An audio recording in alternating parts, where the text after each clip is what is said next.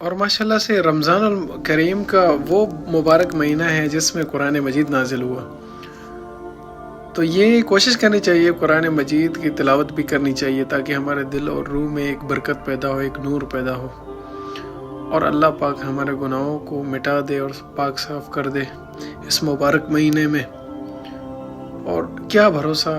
زندگی کا تو کوئی بھروسہ نہیں کہ اگلی بار ہمیں رمضان المبارک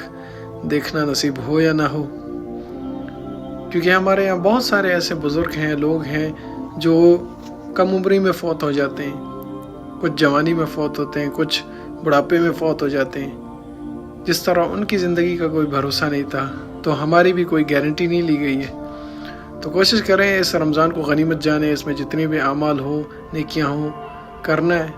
ظاہر ہے تھکاوٹ تو ہوگی، 24 گھنٹہ یہ تھکاوٹ ہمارے گردن میں جڑی ہوتی ہے، پر اس تھکاوٹ سے لڑنا ہی تو ایمان ہے اور ایک مضبوط انسان ہونے کی علامت ہے۔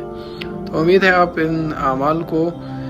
بخوبی سر انجام دیں گے اور اپنی دنیا اور آخرت کو بھی سنواریں گے، اور میرے لیے بھی دعا کریں، اللہ مجھے بھی توفیق دے ان باتوں پر عمل کرنے کی، روزے، تراویح اور نماز پڑھنے کی، اور میں آپ کے لیے بھی دعا کرتا ہوں اللہ آپ کو بھی نماز، روزہ، تراویح ساری چیزوں کا اہتمام کرنے کی توفیق عطا فرمائے۔ آمین یا رب العالمین۔